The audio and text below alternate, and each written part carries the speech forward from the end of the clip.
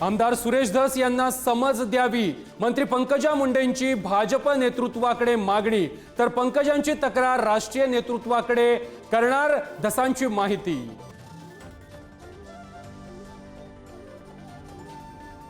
संतोष देशमुख हत्या प्रकरणातील फरार आरोपी कृष्णा आंधळे नाशिकमध्ये असल्याचा दावा, सीसीटीव्हीच्या आधारे पोलिसांकडून शोध सुरू। बीडमध्ये अमानुष मारहाण करणाऱ्या सतीश भोसलेला अखेर प्रयागराजमधून अटक, बीडच्या जिल्हा पोलीस अधीक्षकांची माहिती। खोक्याच्या घरातून गांजाचा साठाही जप्त। बीडमध्ये मारहाणीचा आणखी एक व्हिडिओ व्हायरल, धनंजय देशमुख यांच्या सरपंच साडूच्या मारहाणीचा व्हिडिओ व्हायरल। संतोष देशमुख हत्या प्रकरणी पुढील सुनावणी 26 मार्चला, केजच्या विशेष मकोका कोर्टानं आजची सुनावणी पुढे ढकलली।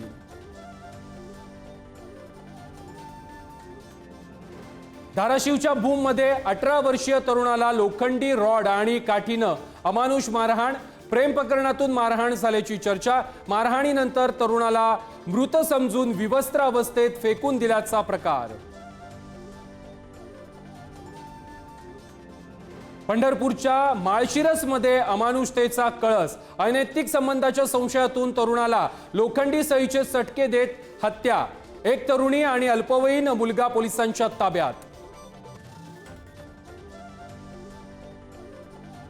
लातूरमध्ये 5 जणांकडून भर रस्त्यामध्ये एकाला काठी, दगड आणि बेल्टनं अमानुष मारहाण, व्हिडिओ व्हायरल झाल्यानंतर पोलिसांनी काढली आरोपींची धिंड।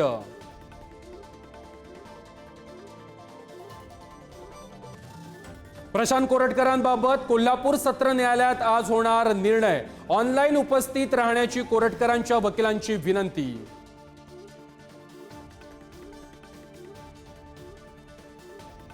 छत्रपती शिवाजी महाराजांच्या सैन्यामध्ये मुस्लिम नव्हते, मंत्री नितेश राणेंच्या वक्तव्यानं नवा वाद, इतिहास बदलणं घातक, राऊतांची टीका, तर जपून बोलण्याचा अजित पवारांचा सल्ला। मंत्री नितेश राणेंच्या मल्हार सर्टिफिकेट योजनेच्या नावावरून जेजुरी संस्थांच्या विश्वस्तांमध्ये मतभेद, तर मल्हार झटका मटण संकल्पनेला धनगर परिषदेचा पाठिंबा।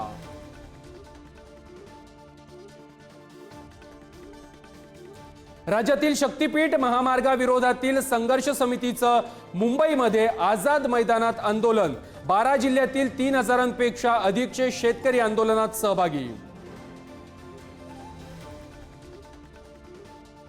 अलमट्टी धरणाची उंची वाढवण्याला राज्य सरकारचा कायम विरोध राहणार, मंत्री राधाकृष्ण विखे पाटलांचं स्पष्टीकरण। सुप्रीम कोर्टात हस्तक्षेप याचिका दाखल करणार, विखेंची माहिती।